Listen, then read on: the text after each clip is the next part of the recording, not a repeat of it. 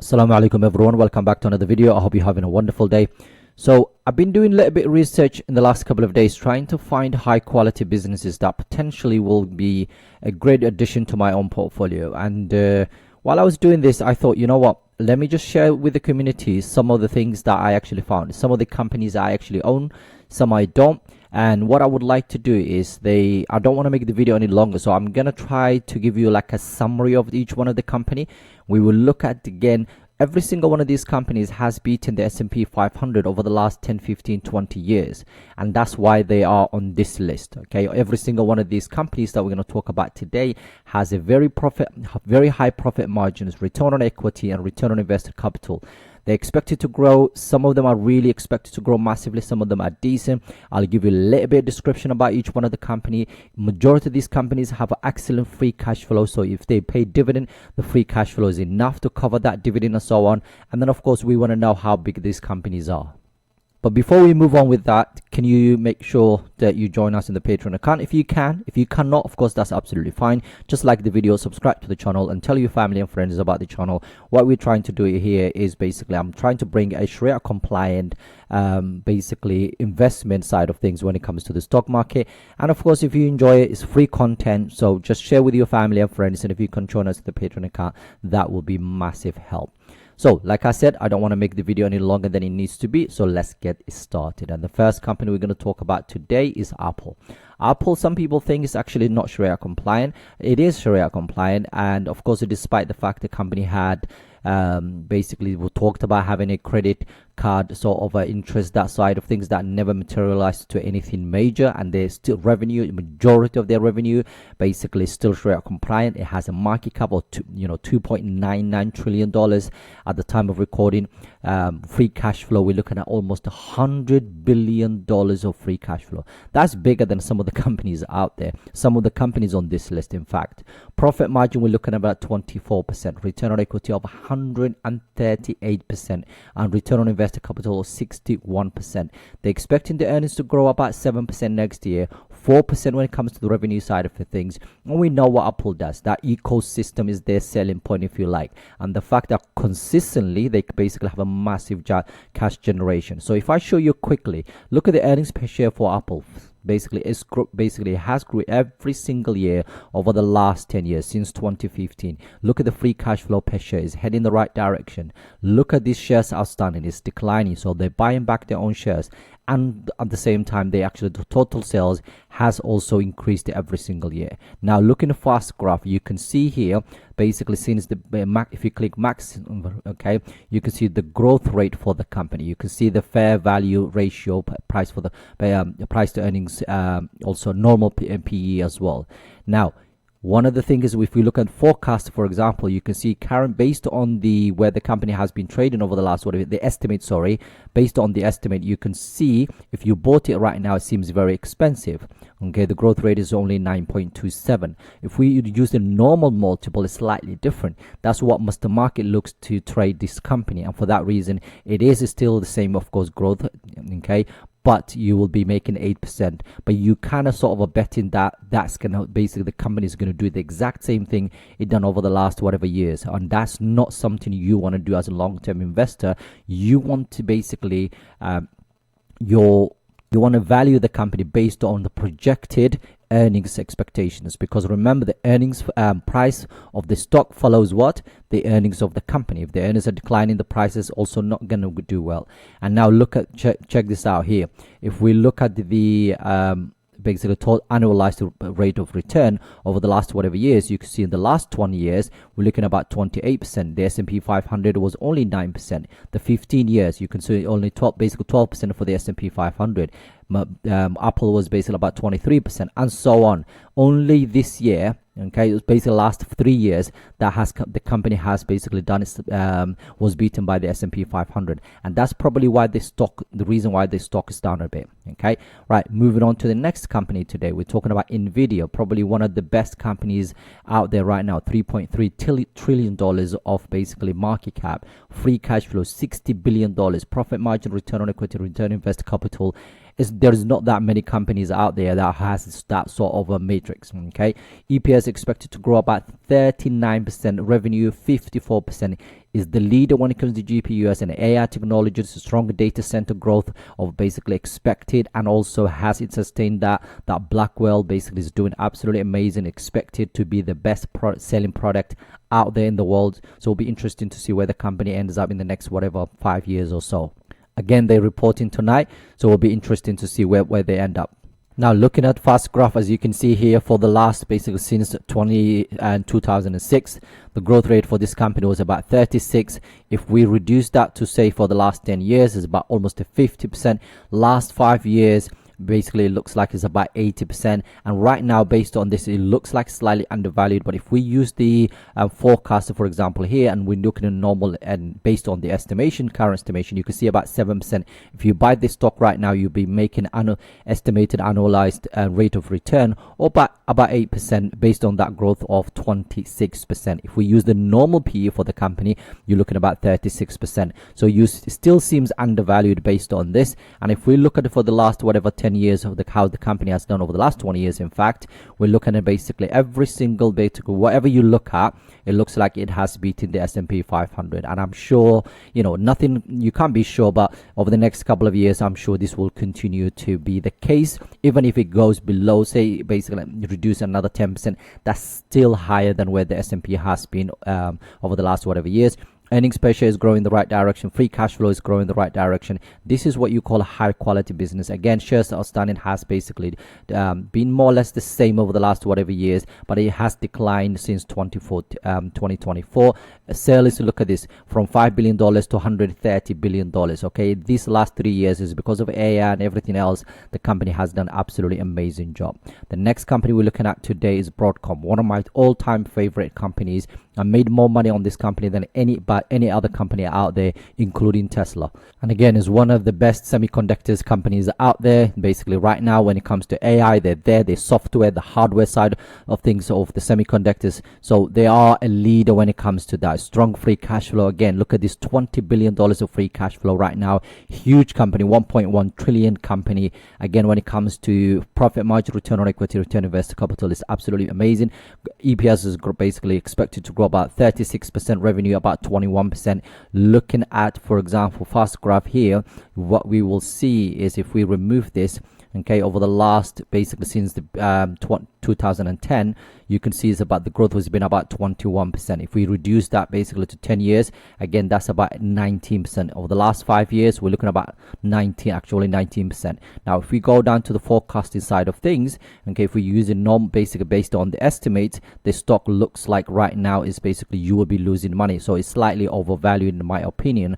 And if for the 5 years, basically we still overvalued. So I think this is probably one of the companies I wouldn't include. I wouldn't buy it right now, but I'll probably wait for better performance. And looking at basically 1 year, look at that, 69% against 12% of the S&P 500, 60% over the last basically 3 years. Last 5 years, 53%, 33%, 37%, 37%. So it's done absolutely amazing job over the last years. This is what you call a massive compounder. This is really one of the best companies out there. Another semiconductor company closer to $1 trillion. Free cash flow right now we're looking at about $30 billion. Profit margin, return on capital, return on invested capital, and return on equity is absolutely amazing. Expected to grow about 31% when it comes to EPS. Revenue about 39%. World's leading chip foundry, strategic global expansion as well. Say they now go into the US. Okay, so that's another key point for this company moving forward. Looking at the last 10 years on fast graph, you can see the growth has been about 10% of last 10 years. Last 5 years, we're looking at about 14%. If we use the estimates moving forward, okay, based on the earnings, we can see it's about, you will be, if you buy this stock right now, you'll be making about 10% every single year of that basic growth rate of about 20%. If you use normal PE, that's basically almost doubles, 21%. And again, the same when it comes to that. If we look at over the last years, so the 1 year to all the way to 20 years, it has beaten the S&P 500 every single, so last 20 years, last 15 years, and so on. So again, a massive compounder. Now, the next bit that we're going to look at is the earnings per share. Okay, so as you can see, it's heading in the right direction. For the free cash flows per share, it's actually been heading in the right direction. Slight decline basically in the next 12 months. Expected that. Shares outstanding has been basically consistent. This is one of the companies that actually don't buy back their own shares. I don't think that's their policy. So it will be interesting to see if they do that moving forward with all that cash they have. And look at their total sales every single basically year moving. And I think this is absolutely amazing to see. And I think this is, by the way, I don't think this is but this might be Taiwanese currency rather than basically dollars. Okay, the next one is ASML, one of the best companies out there in my opinion. Is it basically exclusive supplier of EUV, basically lithography machines for advanced chip making. For example, say a client like TSMC and Intel and Samsung will not be able to do what they do if it wasn't for the machines this company makes. We're talking about basically excellent free cash flow. Everything else looks absolutely amazing. The growth expectation looks also great. And genuinely, in my opinion, this is probably one of the most important companies out there, and I've said that many times. And as you can see here, for the basically since 2005 up until now, the growth has been about 18%. Basically, over the last 10 years, about 20% we're looking at. If you reduce that to basically over the last 5 years, about 19%. Now, if we look at basically the forecast moving forward, we can see basically if you bought it right now, you probably will not be making any money according to this fast graph.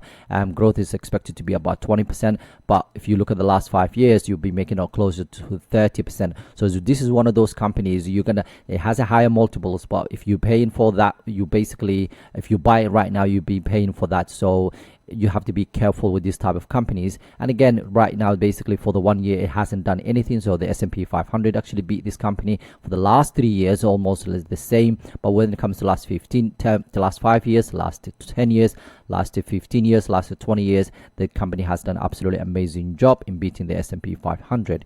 Now, the next company we're looking for right now is Fair Isaac Corporation, or FICO.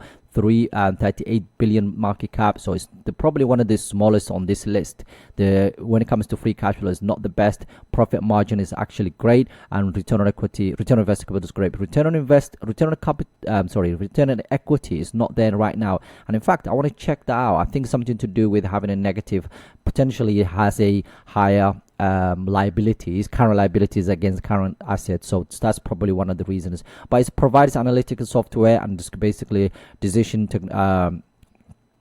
technologies, notably basically the FICO score, which basically a lot of people use, and which is basically used by 90% of the US lenders, and there we go, lenders to assess basically consumer credit rating. So that credit rating software is probably one of the best out there that majority of the companies out there use. Looking at fast graph, you can see about last basically since 2005, the company growth rate has been about 16%. If you look at the last 10 years, for example, about 27%, 28%. Last 5 years, we're looking at about 21%. Now, when it comes to estimate for moving forward, as you can see, if you buy it right now, it seems very expensive based on that growth. However, if you are thinking, okay, using the 5-year normal multiple, which is basically what Mr. Market likes to trade this company, then of course you will be making about 8% every single per annum moving forward, which is basically quite interesting. So the current stock price will become 1,800 something, and right now we're looking about 1,500 per share. Now looking at basically the performance of the company over the last whatever years, as you can see here, we have for the 1 year, for example, it actually has not beaten the S&P 500, but every other type basically return. We'll look at that, the 3-year return, the 5-year return, and 20 and 15 and 20 years. All of them basically has beaten the S&P 500, which is absolutely amazing to see. And check this out. Look at the earnings per share for this company. That looks beautiful. You will not see a graph better than that, to be honest. Free cash flow per share is also absolutely beautiful. Now they're buying back their own shares, and sales is actually going the right direction. So I love that company. I really do. It's one of the companies that's been on my radar for quite some time, and still is. Okay, next one is Visa, one of my all-time favorite, global payment leader. Robust free cash flow generation, is absolutely amazing company. I genuinely like the company. Look at this basically yellow section, absolutely beautiful. EPS growth expected to be about 13% next year, and revenue about 10%, which is not bad. It's still double digits. I like that. Now looking at fast graph, as you can see here, if we remove that, you can see when it comes to the growth, 20% for the last whatever years, last basically since 2000. I think that was 2008. And if you look at the last 10 years, you're looking at about 15%. The 5 is about 13-14%. Like if you bought this stock right now, you'll be losing about that 18% or so on. But if you use normal multiples, that you'll be making about 10%. Another decision that you have to make yourself. But look at this, it has beaten the S&P 500 every single year. Looking at the basically earnings expectations, earnings per share, for example, look at that, another beautiful graph. Free cash flow more or less the same. They're buying back their own shares and sales is increasing. Next one is Adobe, the company that I actually own in the family portfolio. If you haven't joined us at the Patreon account, please do so. Again, you can get access to the family portfolio through that. Free cash flow is really good when it comes to profitability side of things, and management effectiveness is really good. Expected to grow earnings about 11%, revenue about 9%. Creative software leader and consistent revenue growth, and that's what's going to do this company for the next whatever years. As you can see, since basically 2005, it's basically grew about that and 15% or so on. For the last 10 years, about basically 19%, and the last basically 5 years about 13%. Now they're expecting that right now, if you bought it, you'll be losing money. Again, if we use normal multiples, the 5-year normal multiples, as you can see, is expected about almost you're going to make 40% per annum. And now the last 3 years, they haven't actually, last 5 years, they haven't been in the S&P 500, but basically prior to that, so the last 10 years, basically if you hold this company for the last 10 years, you would be actually making about 17% per annum, and that will be basically beating the S&P 500. So the company is in a very crazy situation right now, but I think it's going to continue doing well over the years. Look at this growth when it comes to earnings per share, free cash flow per share, shares outstanding basically are declining, the total sales is increasing, which is really what you want to see. The next company, we got 2 more to go, is basically Oracle Corporation, another one of the cloud and enterprise software provider, is one of the leaders out there, and it has a strong free cash flow of right now about $5.8 billion. It's done well in terms of profitability side of it. They're expecting a high single digits when it comes to growth side of things. As you can see here on fast graph, 12% when it comes to 13% when it comes to that growth side of things. When you look at the last 10 years, you're looking at about 11%. Last basically 5 years, about 11% almost. Normal estimation, if you look at the normal estimates, basically you will not be making any money right now. You'll probably be losing money. But if you use again the 5-year normal multiple for this company, it seems very, very expensive right now. But look at this base when it comes to that growth side of things. It has beaten the S&P 500 basically every single year, basically for the last 20 years, which is basically absolutely amazing. And look at this, earnings per share is growing the right direction. Free cash flow, it hasn't been the best, but when it comes to shares outstanding, it's declining. Total sales is heading the right direction. So again, that is a really massive good compounder. And finally, the Mastercard, one of the probably the best companies out there when it comes to this side of things. This company facilitates electronic payment and offers related services, including when it comes to credit and debit card processing. They don't actually deal with the basically the river side of things. A lot of people say, you know what, because it's haram, this, but it's not. And they deal with the basically making the process transactions from A to B. They don't know what the transaction is about, and the fraud prevention as well as the data analytics. So that is what the company does. Both Visa and Mastercard are in a very similar situation. They literally have the same sort of a business. So when it comes to the basic growth historic graph side of things, we're looking at about 23% of the last basically since 2006. When it comes to the last 10 years, we're looking at about 16-17%. Last 5 years, about 15%. Now if we look at the normal growth, basically estimates moving forward, as you can see, they're expecting a decline of 19%. So you'll be losing money if that was the case. If you use normal multiple, you'll be making about 15%. So again, that's a decision you have to make. But in my opinion, I genuinely think it is overvalued, because based on the expected estimate, I would use that rather than last 5-year normal multiple. And if we look at basically how this company has performed against the S&P 500 for the last 20 years, you can see it for yourself. It has done absolutely amazing job. And now look at the earnings per share, look at the free cash flow per share, look at the shares outstanding. It's been beautifully declining, and total sales has been heading the right direction.